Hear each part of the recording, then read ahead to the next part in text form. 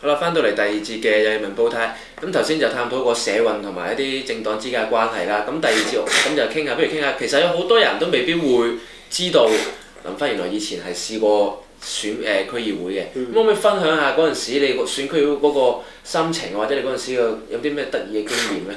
其實咧我就04年開始啦，04年頭開做議員助理，因為就我03年先畢業嘅，即係7日之後。咁我嗰時就做咗半年到嘅一個社區中心嗰啲即係 program worker 咁啦。咁後尾神推鬼用咁我去做一個區議員嘅助理。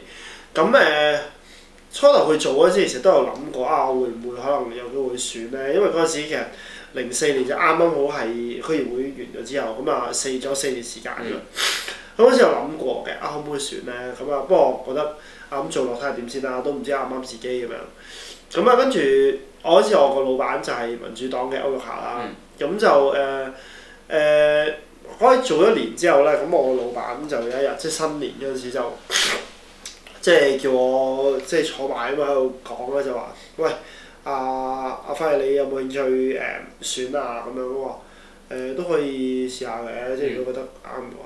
咁跟住佢就講咗個即係晴天霹靂嘅消息俾我聽啦，就係話因為其實佢本身有 cancer 嘅，咁佢嗰期啱病發，即係開始病發，咁就話哇不如咁啦，如果你真係有興趣嘅話咧，你就繼續即係開始做地區嘅話，即係開咗啲所謂地區工作啦。因為之前我做議員助理都好打工啫嘛，即係好濕圖嘅，即係唔會喺嗰啲文書度個頭個樣我唔會落區即係派單張用我自己個身份咁樣咯。咁我哋都係幫個老細做。咁我開始話，不如你真係可以落去做地區，用你個名做地區啦。咁到一個啱嘅即係時勢去到呢個程度，咁你就去選啦咁樣。咁我希望可以俾我個位你咁樣。咁跟住去做啦。咁匆匆2年過後啦，咁就即係07年頭啦，咁我老闆就過咗身。咁跟住就參選啦，即係過咗身就有補選發生啦。咁補選就讀書就一定參選㗎啦，冇可能唔參選嘅。嗰陣時就用一個獨立嘅民主派身份去參選。跟住結果咧就係輸咗幾百飛啦，輸咗即係我攞4成啦，對家攞6成啦。對家就民建聯嘅咁樣。佢其實比我早落區2年到啦，年零2年啦。佢同我老細冚過嘅咁樣。輸咗嗰時開唔開心啊？梗係唔開心啦。咁但係後尾回心一想，都會諗翻其實點解會輸咧？嗰個輸嘅原因可能就係因為其實我自己都唔係真係好上到力啊，即係成件事唔係好上到力。咁點解上唔到力咧？咁我其實都唔係好肯定嘅。跟住後尾就到咗呢個皇后碼頭事件啦。08年8月。皇后碼頭之後咧，咁我就喺嗰個即係皇后碼頭嗰個成個行動，即係嗰種保育行動或者清場等等嗰啲有肢體抗爭等等。再落翻區嗰陣時，我就發覺，咦，我點解我唔係好敢同嗰啲街坊，因為我住老區一個好舊公屋村，好多都係老街坊。唔好咁同啲街坊去講翻咗理念或者嗰啲行動嘅內容咁樣。因為我知道嗰啲係倒迷嘅，即係唔會幫我攞到票，亦都調翻轉可能會蝕票咁樣。跟住我就諗其實我選區議員本身係因為我覺得我想將啲理念帶翻社區。但係調翻轉我而家就因為我要參選而唔敢將嗰理念帶翻社區，咁我仲選嚟做乜嘢咧？跟住嗰一刻就決定不如算啦。都未必真係好啱我。個世界可能應該有更加適合我嘅嘢做嘅。跟住就去咗旅行啊嘛，去咗1年旅行咁樣。就即係離開咗個區。但係其實我都亦做完又喺個區度即係做翻啲手尾嘅，即係譬如好似而家做個居民協會咁樣，我都仲係主席啦。間唔中都要翻去，咁即係處理下會務或者幫下街坊㗎咁樣，都會有。但係再叫我選咧，就即係好冇咩可能㗎，應該都係咯。但係其實咁你嗰陣時算都叫年青啦，即係其實而家都唔老咁樣。多謝你。嗱咁因為咧，即係而家有好多人都話咁多咗年青人出嚟去參與社會嘅運動或者討論政治啦。咁其實你會點諗？就係你覺得年青人去從政係咪一個即係一件好困難嘅事咧？即係自己都而家都後生，又入咗公民黨，又即係諗住從政。其實你覺得呢樣嘢係咪一件好困難嘅？睇你從政嘅定義係咩啦？如果你覺得，如果你只係話我要參與政治，咁其實好多方法嘅，即係你唔一定要去選議員啫嘛。你可以譬如做某啲 NGO，你可以喺公餘時間參與社運，搞一啲即係團體咁樣。咁你甚至你喺報紙論政去參與，咁嗰啲其實都係一啲即係從參與政治嘅一啲方法。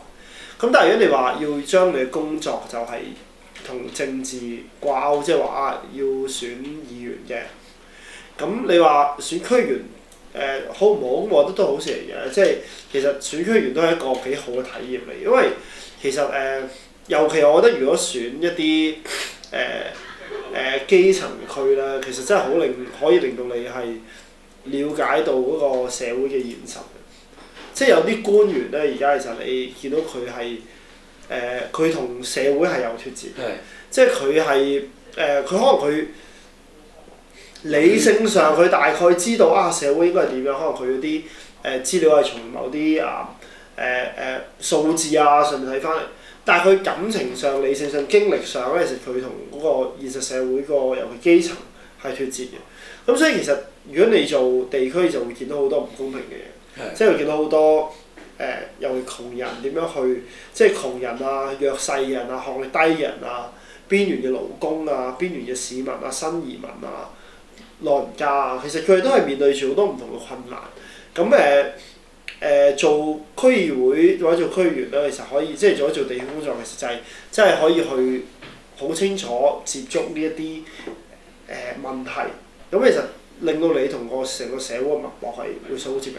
咁但係當然都有個唔好處就係好多人如果佢 once 佢就我全身投入落去嗰個地區工作，你可能咧就只係混咗個地區裏面。即係因為其實咧一個區咧其實真係講緊1萬幾千人，可能10棟樓咁樣。咁你可能如果你冇一個好即係如果你想參政喺政治上要做啲嘢，你個眼界真係唔可以淨係喺個區裏面。但係偏偏呢個咁嘅機構呢個咁架構區個架構咧，就係其實唔係好鼓勵你去做其他以外嘅嘢嘅。因為你做其他嘢係你一嚟影響唔到政策，二嚟其實你真係要向住嗰1萬幾千人去攞佢票。咁所以你可能好多人好多區原來認識都係會好專注做地區嘅嘢。咁但係全香港發生咩事咧？可能就係睇情況睇點樣話去又行咯，好咯去咯。咁但係佢喺成個社會政治裏面冇能量。你見到對香港成個大政局嘅有能量嘅區議員其實好少。係啦。咁呢個就我覺得係作為如果你要做區議員，可能要諗多少少嘅嘢咯。因為其實咧區議員咁，你之前搞地區工作嘅時候咧，咁有好多時候咧，啲街坊總係會俾一啲唔係咁友善嘅反應或者態度你咁樣，即係有時候就會諗，即係既然你嘅心係為佢服務啦，即係姑勿論佢點樣睇我先啦，即係可能佢覺得我為咗利益、為咗政黨乜都好，咁但係如果你自己嘅生活服務在先，即係如果佢夠咁樣俾啲咁嘅態度或者俾難聽嘅説話你咁樣，咁即係你冇面對過其實？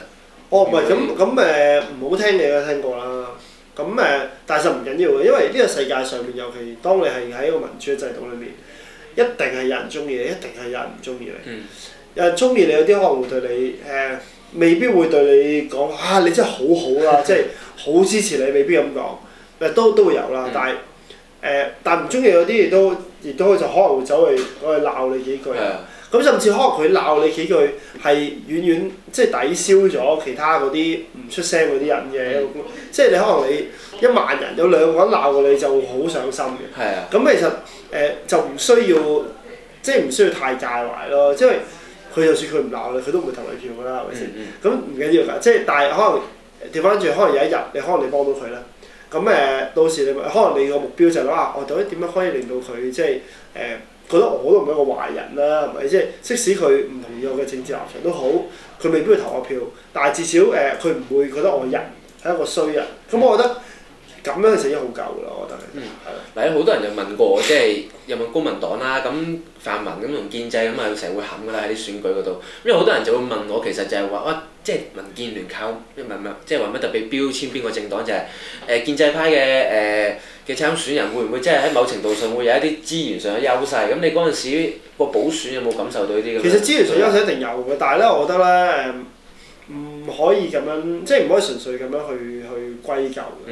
因為我估好多時其實問題係你到即係其實參選舉裏面係有好多因素嘛。第一就參選要格食格啦，係咪？即係你可能你明知佢老人即係阿伯嚟嘅，咁你都話後生仔充滿活力掟佢啦，係咪？咁你或者如果佢後生仔，可能你揾個師奶同佢冚，可能你會贏喎，因為即係格食格嘅好多時係。咁啊，呢個其一啦，其二就係你到底你做嗰啲有幾細心，或者係你有幾多時間擺喺嗰個地區度咯？因為你話係咪派嘢就一定好有用咧？其實我又唔覺嘅。即係當然嗱，你話如果有一邊係有好多嘢派，一邊係冇嘢派嘅話，可能個影響喺度。但係如果一邊好多嘢派，一邊都有嘢派，但冇咁多，咁係咪好大影響咧？又未必嘅喎。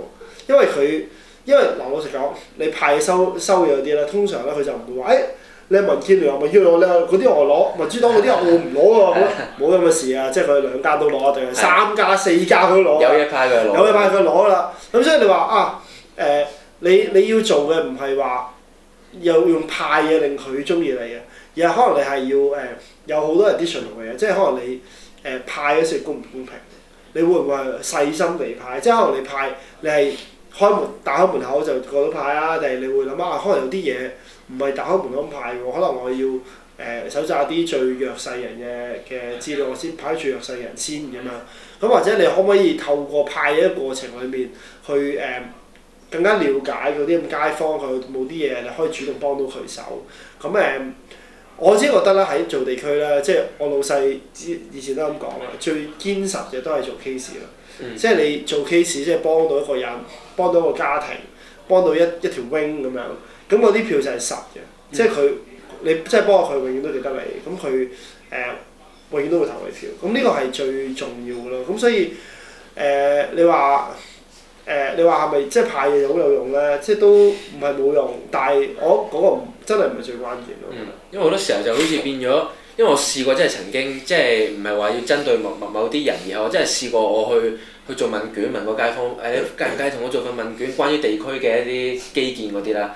咁個街坊就問有冇嘢送先咁樣，因為第一句咁問我，咁我唔知係難過定難堪啦，就係我覺得即係我做份問卷，咁我問你嘢，咁我第一我已經唔係話要攞你啲乜嘢私隱或者要攞你啲咩嘢，攞佢資料嘅。係咯，即係我資料都緊要㗎，大佬。即係留個名或者留個電話咁樣啫，即係唔係要乜？